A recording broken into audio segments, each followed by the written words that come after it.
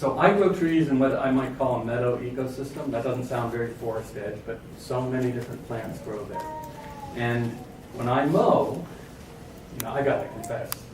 I grew up in suburbs of southeastern Pennsylvania. And I was the oldest son, so my dad would always send me out to mow the lawn. And I learned pretty early on that if I hit the drainage pipe out back, my dad would make my younger brother mow the lawn. So I've developed a whole thing of why you don't mow a lot. And I call it biological mowing. But that's the actual story behind it. But let me give you the biological side. When I come out, in those first couple of weeks around petal fall and fruits just beginning to set, and I'm using a side, again, 3 acres of orchard, I can use the workout after a winter of doing this speaking thing and various activities. I come out with a side, straight snap, it's a real joy and pleasure to use. Bigger orchard, you could use a cutter bar. This is for this type of ecosystem. And I will pull out around the trunk, reaching in under, and then I'll come back around and I'll mow most of the plant cover in the vicinity of the drip line. A couple things are taking place at that point. So feeder roots are spreading into that humus zone. This is when the tree wants those nutrients. Mycorrhizal fungi system is flowing outboard to gather even more nutrients. But because I'm not regularly mowing, the plants that I cut off are shocked and their root system withdraws. So I'm optimizing the nutrient profile in the soil to go to the fruit tree at that point. I'm also basically cutting this green sward at the point where traditionally farmers cut the first cutting of hay when protein matter was at its highest. And if you think about, let's just take a grain plant like oats. Oats in the early part of their cycle are really green and lush and high in nitrogen. And then just as the seed starts to head up, they start to get a little bit more golden hues in the stalk and in the leaf. And if you let that seed mature, the plant turns totally gold. And you see this transition from high in nitrogen to high in carbon. And at the point that I'm cutting these plants, seeds are just starting to set in the grasses. Flowers, herbs, the story might be a little different, but the average collective kind of carbon to nitrogen ratio of what I'm cutting is on the order of 40:1. I've already called that a fungal sweet spot.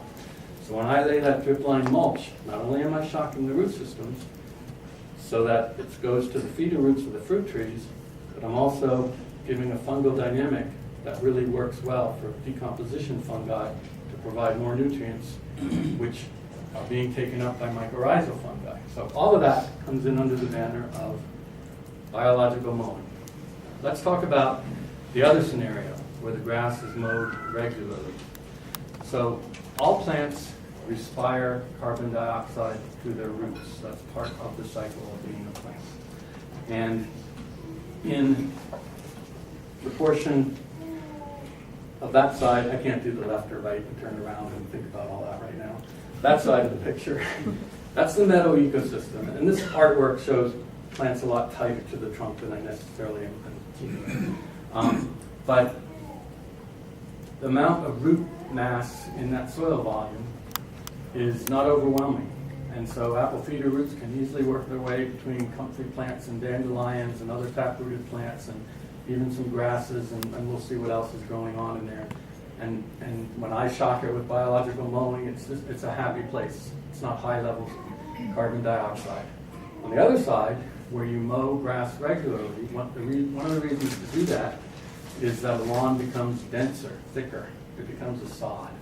And a sod not only becomes thicker up top, but its root mass in the soil volume where it is becomes about 20 times greater than that fungal ecosystem in the meadow side. And that means 20 times greater levels of carbon dioxide. That means that feeder roots, rather than going into the top few inches of soil where really the ideal magic happens in terms of organic chemistry and matter being broken down, they drop down below where the carbon dioxide levels are so high, and now they don't have access to those partially built nutrients in the same way. They really can only take insoluble ions. I'm describing NPK fertilizer. And the result is that that tree on this side is going to not have the same resistance to disease, and that means that maybe you have to use fungicides to deal with apple scab and cedar apple rust in a much stronger way than you would if you understood how the biology works. So this is what I was saying earlier about we make choices because we think that's the way to go, but sometimes we don't understand it. In the book, I also speak about the importance of decomposing leaves in the fall. And when I spray the fall holistic spray, and there's a chart coming here in the end where we see how these pieces come together. When I spray that fall holistic spray, I'm thinking about higher rates of fish, higher rates of effective microbes. I'm going to describe those things. And I'm essentially buttering the leaves so that the microbes break them down. But I'm also applying fatty acids. I'm actually spraying the ground, not just the tree and branch structure and the leaves still in the tree. That's fueling that mycorrhizal connection just when fall feeder roots are taking place. So a lot of what I'm doing, I can usually tell a story that lasts like 10 to 20 minutes related to the fungi and the feeder roots.